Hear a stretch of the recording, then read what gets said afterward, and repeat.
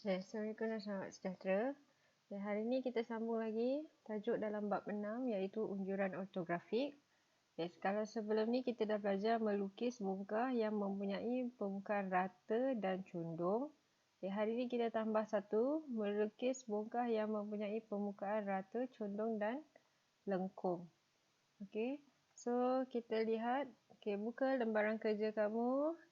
Soalan nombor 15. So kita lihat rajah yang diberi. Rajah 13 menunjukkan pandangan atas bagi satu objek A. Lukis pandangan hadapan dan sisi kanan bagi objek itu. Tunjukkan garisan unjuran. So ini ialah pandangan atas. Kamu diminta melukis pandangan hadapan dan sisi kanan. So di manakah lukisan pandangan hadapan? Pandangan hadapan mesti sentiasa berada di bawah pandangan atas. Mesti sentiasa di bawah pandangan atas. So, pandangan sisi kanan di sebelah kanan lah. Sebab kita melukis unjuran sudut ketiga. So diberi dah pandangan atas ni. So, untuk melukis pandangan hadapan, yang mana satu kita nak lukis dulu ni. Kita lukis. Bila ada permukaan lengkung, biasanya soalan ortografik dia mesti ada lengkung ni lah. Kalau tak ada lengkung, dia mesti ada condong. Kalau condong saja, dia akan gambarnya lebih complicated lah. Kalau dia ada lengkung macam ni, so dalam pandangan hadapan ataupun pandangan sisi kanan, akan ada lengkung satu lagi. So dalam ortografik akan ada dua lengkung lah. Yang mana satu tu kamu kena kenal pasti. So nak kenal pasti yang manakah permukaan yang ada lengkung, yang satu lagi dia tak ada lengkung. Biasanya yang satu lagi tu dia akan lurus semua. Cuba kita lihat dari pandangan hadapan. Kalau kita lihat dari pandangan hadapan, yang inilah. Sebab yang ini atas kan. So ini ialah dia punya sisi kanan. Ini pandangan hadapan. Kamu akan nampak ini. Yang tegak. Ketinggian dia. And then yang ini. Yang lengkung ini. Lengkung ni kalau kamu pandang apa-apalah permukaan condong, permukaan yang melengkung, kamu akan nampak dia sebagai satu garisan lurus. Dekat penghujung tu dia akan jadi satu garisan lurus lah. Yang ini lengkung atau tidak kamu nampak? Itu persoalannya. So kalau kamu nak kenal pasti dia lengkung atau tidak, kamu lihat ini. Kamu akan nampak terus garisan ni kan. Garisan yang ini. Garisan ni dia sebenarnya di permukaan condong yang sama. Jadi dia ada satu garisan kat sini. Maka ini juga akan nampak satu garisan. Dia tak akan nampak condong. Kalau dari sini, dari pandangan sisi kanan. Saya buka warna pen. Kalau daripada sisi kanan. Kamu akan nampak ketinggian dia. Ini. Ni. Ini dia akan jadi satu garisan lurus ke atas. Sebab bila kamu letak satu cermin tegak macam tu, macam kamu bawa dia ke depan macam tu lah. Dia akan jadi satu tegak ke atas. Dia akan jadi tegak ke atas and then ke kanan terus macam ni. Yang ini, disebabkan dia sebenarnya ending kat sini. Ending dia sepatutnya.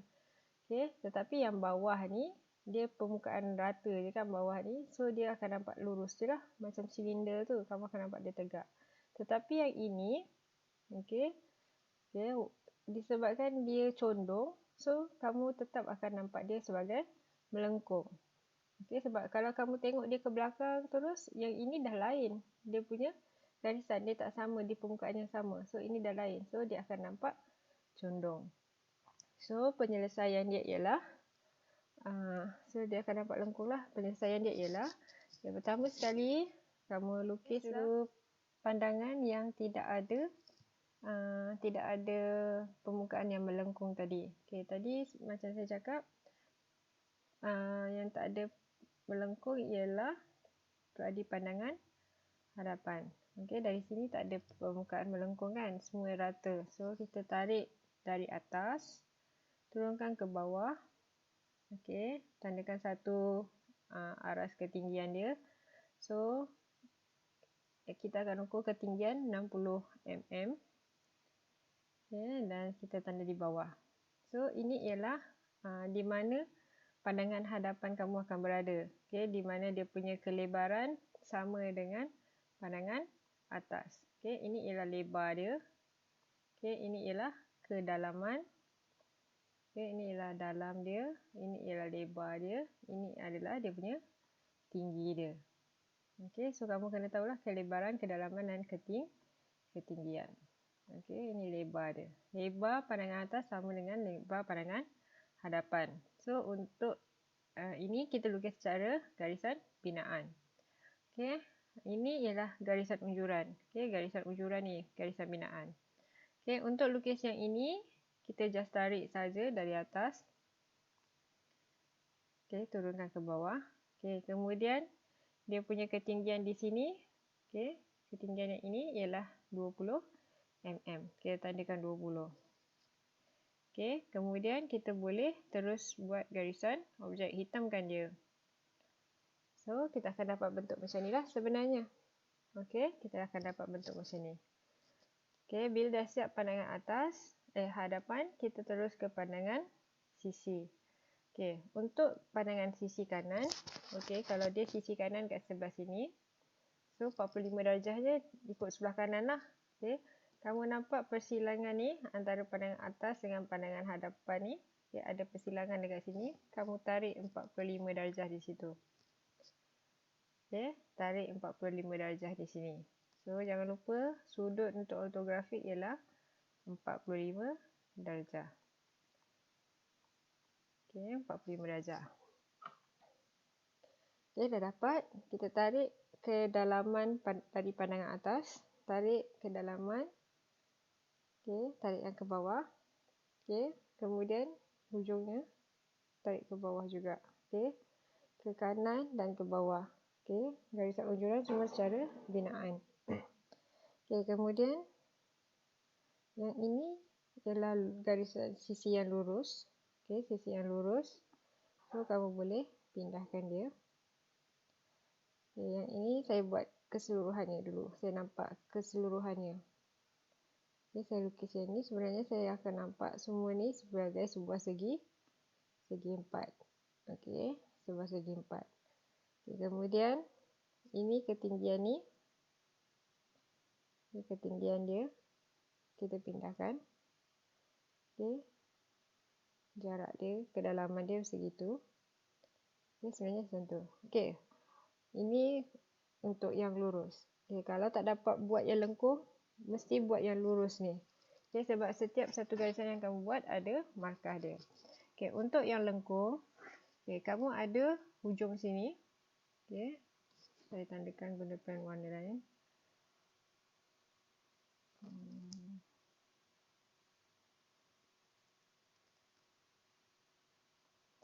Okay. Lengkung tu akan berada di sini. Okay, tengok objek A di sini dan berakhir di sini. Okay, iaitu ni ending dia. Ini dia punya mulanya. Okay, katalah ini 1, ini 2. Okay, so ini 1, ini 2. So, untuk melukis lengkung dekat sini, okay, ini 1 dengan 2 ni kita panggil titik kritikal. Okay, untuk menghasilkan lengkung, kamu perlukan 3 lagi titik titik antara. So, antara 1 dengan 2 ni, kamu tandakan 3 titik. Okay, katalah 1, 2, 3. Macam tu lah. Kamu tanda 3 titik di antara ni. Okay, so dia akan kira 5 point lah sebenarnya. Okay, ini setiap point ni daripada titik kritikal dengan titik antara ni dia ada markah dia. So, untuk menghasilkan lengkung, kamu mesti menghasilkan ada 3 titik antara. So, dah ada 3 titik antara ni. Katalah ini A, ini B, ini C kan. A, B, C. So, titik A, kita bawa turun. Okay, saya punya A ni tak sama. Okay, A saya tak sama dengan dia. Okay, katalah yang dilukis ni ialah A. Okay, dari A ni dia kena ada jadi macam tu lah. Okay, dari titik A ni sebenarnya kamu buat turun ke bawah. Okay, katakanlah yang ni A saya. Okay, A. Lepas tu buat turun ke bawah. Dari sini kamu akan pergi sini. Okay, ini A ni dia akan pergi sini and then turun. Okay, so kamu akan jumpa titik A. Ini tadi titik apa? Ini titik 1 kan. Okay. Sorry, ni bukan 1. Ini 1. 1 kat atas. 2 kat bawah. Okay, ini ialah titik A. Kemudian buat lagi untuk B. Okay. Dan C. Okay, so ini A, B, C. Okay, sebenarnya saya punya kedudukan A, B, C saya ni tak ngam lah. Okay, dengan lukisan saya ada. Okay.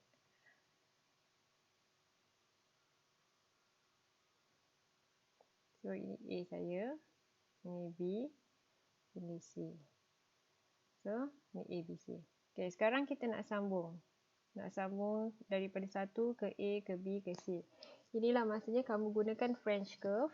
Okay. Next time saya akan tunjuk macam mana guna French curve tu. Tapi yang ini kamu cuba dulu.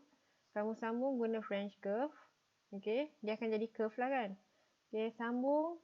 Jangan satu-satu titik. Sambung 3 titik sekali.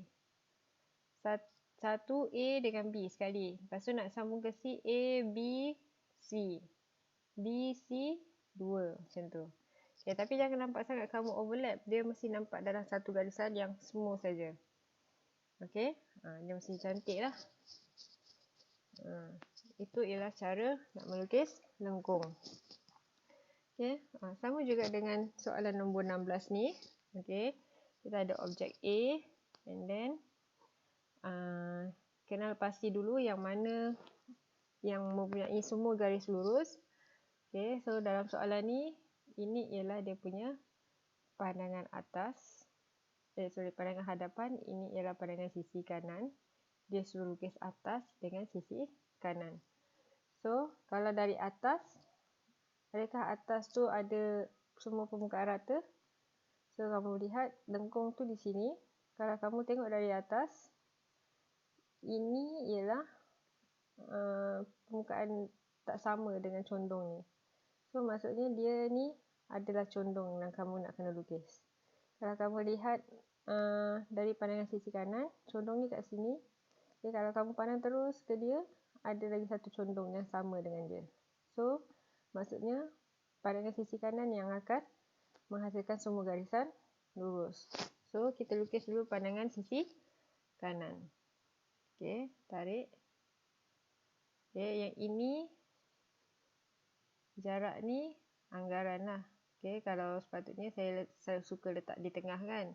Dia satu garisan ortografik utama tu. Jaraknya 10, 10 macam tu. So, sini lebih kurang 20 lah. Okay.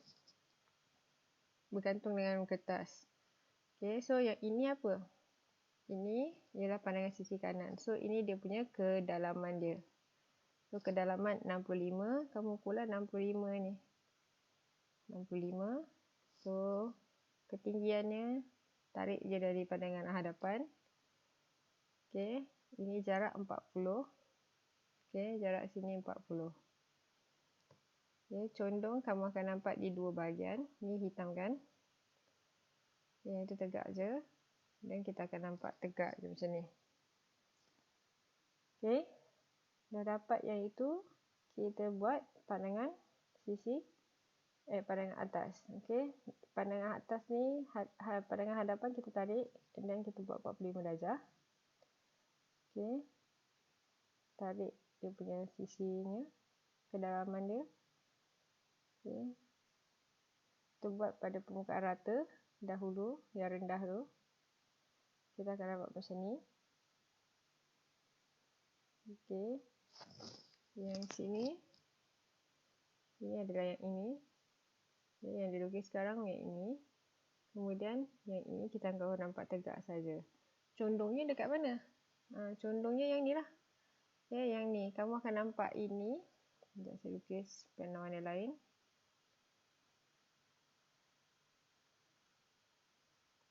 Kamu akan nampak ini. ini dalam sini. Okey, so kamu akan nampak condonglah kat sini. So macam ni kita buat, macam tadi kita ada 2 titik kritikal dan 3 titik antara.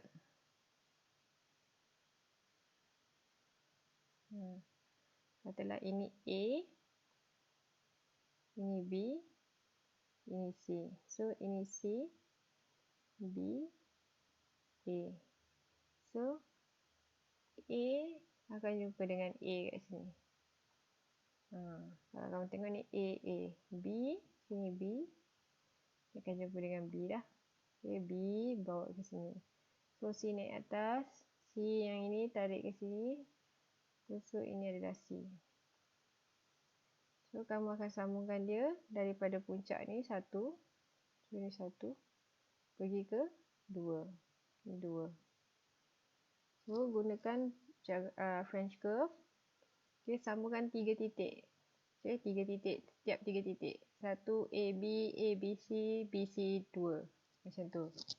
Baru kamu akan dapat curve yang kemas. Jangan nampak lurus sangat. Dia mesti ada curve. Sebab ini adalah curve. Okay. So, itu sahaja untuk hari ini. Selamat mencuba. Teruskan dengan soalan nombor 17. Sekian, terima kasih.